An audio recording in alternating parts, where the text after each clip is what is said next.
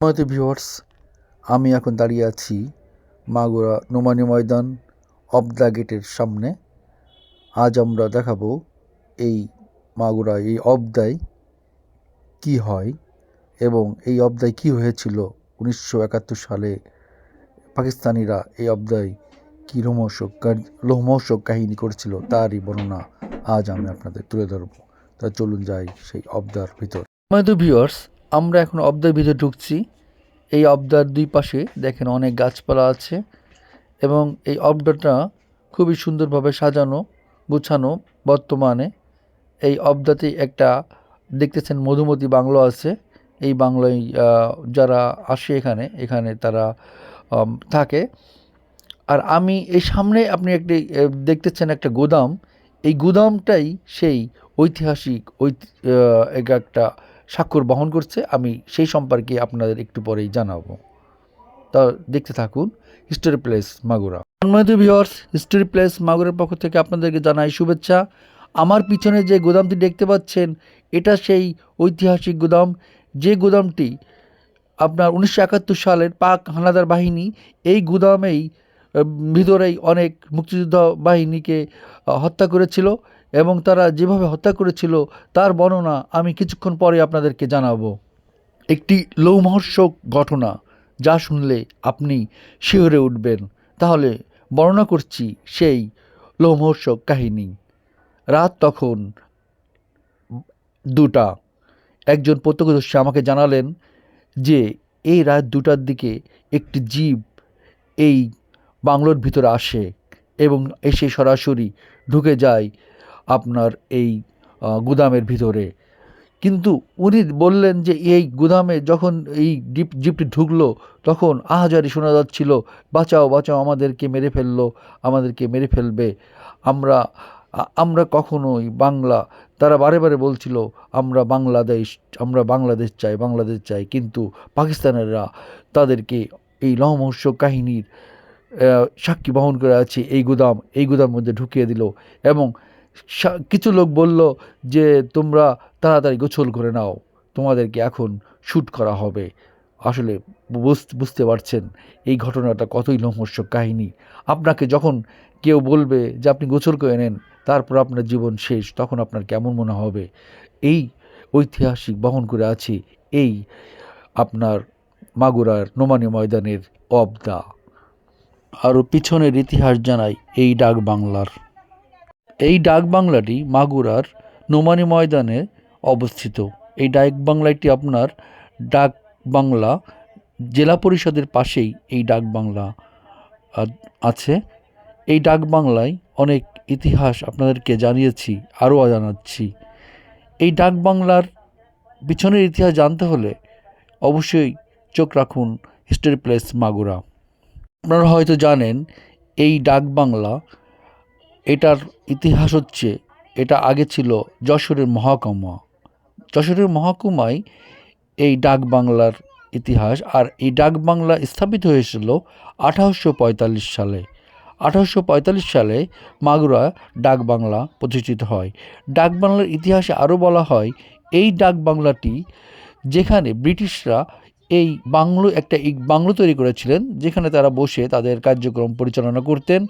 এবং তারপরে আসে 1971 সালে, যেখানে পাকিস্তানের পাক হানাদার বাহিনী এই ডাক বাংলাকে তাদের অফিস কক্ষ হিসাবে ব্যবহার করত এবং এখানে তারা বিভিন্ন ধরনের তাদের গাড়ি সরঞ্জাম সব কিছুই রাখত।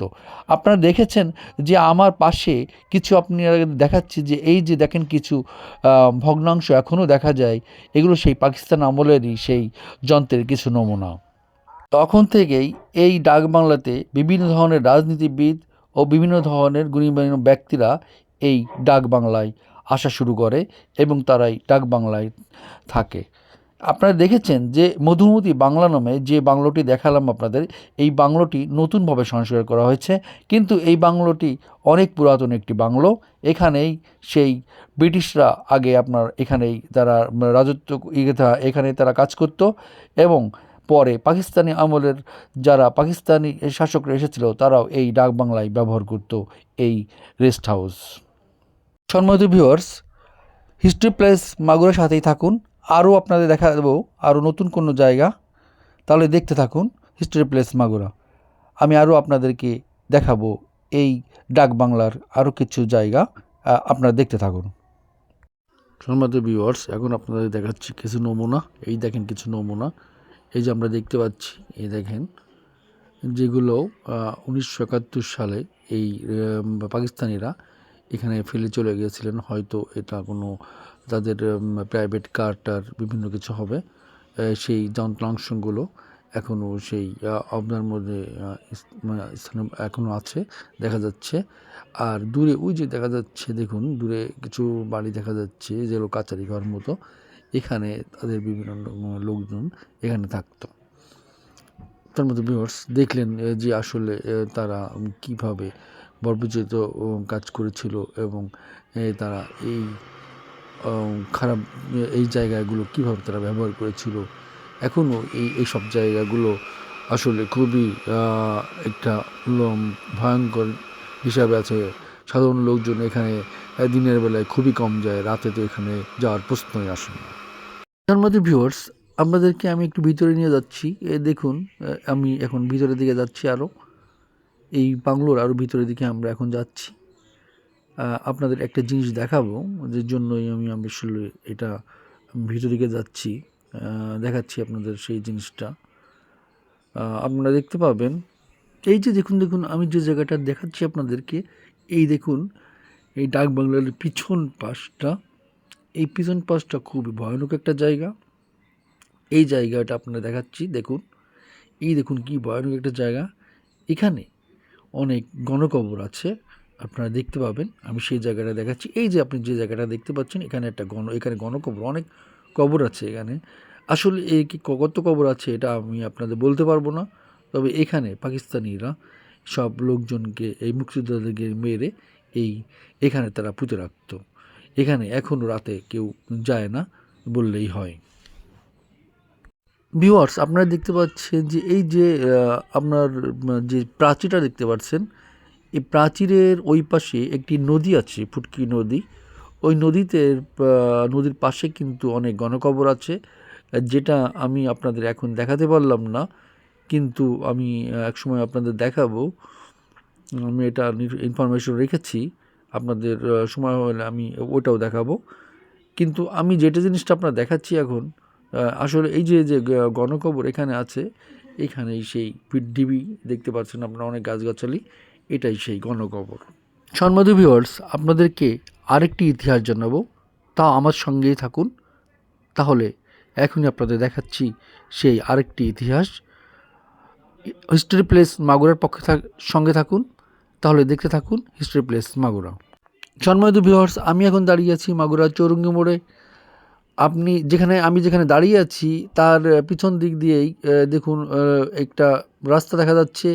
এই রাস্তায় আপনারা দেখতে পাচ্ছেন, এই রাস্তা দিয়েই হেলেনকে টেনে নিয়ে যাওয়া হয়েছিল একটা জিপে করে। এই জিপের পিছনে বেঁধেই হেলেনকে মারা হয়েছিল। এই সেই রাস্তা, আর যে রাস্তার হেলেন ছিলেন এই মাগুরেরই একজন সন্তান, তাকে মারা হয়েছিল একটি জিপের পিছনে করে। এই সেই রাস্তা। ভিউয়ার্স হিস্ট্রি প্লেস মাগুরার পক্ষ থেকে আবারও জানাই আপনাদেরকে শুভেচ্ছা, অভিনন্দন। আজ এ পর্যন্তই।